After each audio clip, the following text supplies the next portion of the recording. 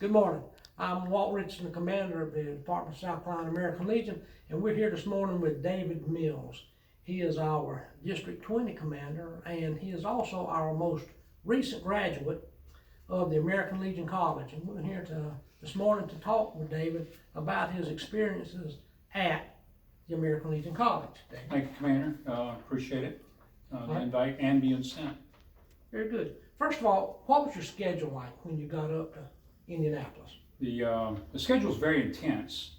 Immediately when you got there, you jumped in, they handed out your packets, they divided you up into your districts. There was 58 classmates that were there, so we had 6 districts and put in there, and then through the whole week, early in the morning until late in the evening, working in the classes and the groups.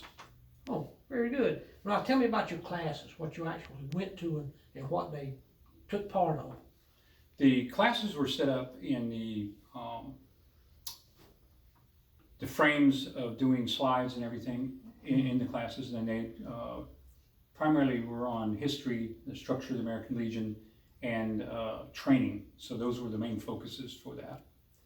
Okay. Now the structure of the classes, you said you had 58 people there. Was it a class of 58, or did they break them down a little bit? There was 58 individuals that were selected to go to American Legion College, and they were broken down into 6 districts. So it was approximately 10 to 11 per district. And then we were set up in the National Executive Committee room of the American Legion, where the desks are set up just like the National Executive Committee does. Yeah. So we had the opportunity to go in there and sit at our own state desk. Okay. And I know that'll probably lead into something you're going to ask anyway, but I did get to open the drawer and see your name and several other names from South Carolina, and I got to add my name to that desk. However, once we did that and went into the classes, then we sat in our districts, we were paired up, and everybody was at the front of the classroom. Well, I'm sure there are a lot of our members have never had the opportunity to go to Indianapolis to actually see our national headquarters. Explain to them what our national headquarters looks like and the setup and everything of it. The national headquarters building is a 4-story stone and granite building, or a lot of concrete as well, but the interior of it is really designed well. You would probably think when you went to the bathroom you were in the executive, you've made it to the top and you're in the executive suite, because it is floor to ceiling granite and everything else. They also have the museum that's in there for the American Legion and things that through time, so you can do a walk through time on things that have taken place in there. And of course a lot of the headquarters offices are in that, including the National Commander's office, and then like I said, the National Executive Committee room is structured similar to a lot of the political areas that you go to and see what they have going on. Okay. Do you have any free time? Very little. If you decide to stay up past your work group study time and everything and sit in the lobby to share information, then you forfeited sleep. What about Indianapolis? Tell us about Indianapolis. From what I've seen, since we had very little time, very structured for veterans in that area as far as memorials and type things, because we were in the Indiana Veterans Plaza, or right next to it, and so we got to see that walking from the Sheraton Hotel to the headquarters building every day, which is approximately a half a mile. Okay. Well, I think you left on a Sunday. I arrived on Sunday there, where we went right into it. Okay, and what time did you leave? I To left come back home. left Friday afternoon to come Okay, back. so you were there from Sunday to Friday. From Saturday to Friday. From Saturday to Friday. Correct. What is your one favorite memory of your whole experience? Gosh, there was so many, but I would say the morning of graduation, everybody's all pumped up and hyped up, ready for graduation after this intense week. Mm-hmm. And the dean, Ken George, pressed the button on the laptop computer to the sound system, and it started playing Baby Shark. Okay. And everybody, since the little skits that we had throughout the week, Baby Shark was played, so everybody started getting up and singing the Baby Shark song and clapping their hands together, and it was like a mini party before graduation. Okay, I'm not familiar with Baby Shark. Could you give us just say a 10-second All right, rendition I of knew Baby this was going to happen. it kind of goes like this, and it's a children's thing. They've even come up with the Santa Claus thing, but it'll start out baby shark dot dot dot dot dot dot dot dot dot dot dot, and it'll continue on through that, and then it'll go mama and daddy and brother and granddaddy, and now they have Santa Claus shark and the elf shark and everything else. All right, okay.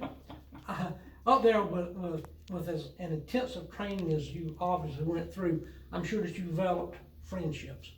I did. Tell us take a couple of your friendships that you developed. I guess our first commander that was elected, because we had to have a command structure within our district, but our first commander, Steve Spurl, he and I got close and talked a lot and everything, and worked on things, and because we had that mindset that everybody was equal, everybody was the same, and for the most part, that's the way it was in our district anyway. And then Suzette Heller, who is actually the adjutant for Ohio, she was my desk mate, so we sat together through most of the classes and everything, and so we were able to develop a working relationship and friendship, and be able to call each other up now and ask things back also. And back to Steve Spurl, he's on the Internal Affairs Commission, so going to the schools broadened everything, but I would say all 9 of the other ones we're close. Right. Okay. With all of that, what would be the one piece of advice that you would give to the future people that the department sends to the American Legion College? The scope of this is, it's 3 weeks that is crammed into 1 week. So you have to go in there with an open mind. You have to just clear yourself and let them be the facilitators and trainers and instructors and everything, and then follow suit with what's going on. You have to be ready for those kind of hours and be able to do things, because you're in there with a bunch of highly intellectual, motivated people that have most time their own ideas and everything, but you come together. So that's the thing, you've got to be able to work together, be prepared for long hours, and just suck in all that information in that week. Okay. The department sent you up there. We paid a small portion of your fee. What is going to be the main benefit to the department from sending you to the American Legion College? Okay, so you want to know the cost? No, I'm not worried about the cost. Because I brought my checkbook. I was going to go ahead and... No. I want to know what the department is going to benefit I know, from. Commander. I know what you want. I am happy to have been selected to go, because this is the reason I wanted to go, so I can help further the future of the Department of South Carolina in whatever endeavor that we decide to go through. And I know that we're wanting to build our own American Legion College in our state, and we have a task force that's put together for that at this time. And now I'm a part of that. We want to continue to train, and we want people to understand what the American Legion is, that it's not this scenario of times of old where it's just a bunch of people sitting around drinking and stuff. We're involved in a lot of things, and now my job is to come in and help enhance that perception and the training for all of our Legionnaires. All right. Speaking of perception, did your time in Indianapolis at the American Legion College change your perception of what the future of the American Legion Department of South Carolina is going to be, or what it should be?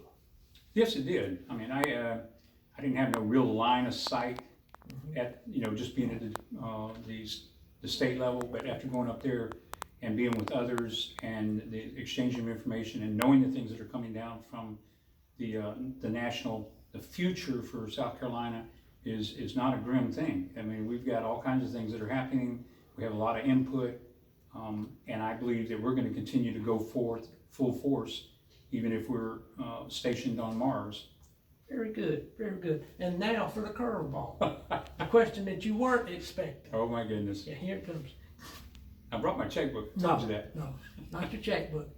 I want to know how you feel that the American Legion College that we're trying to develop here in South Carolina for our members in South Carolina will be most beneficial to the members of South Carolina. What is it going to give them?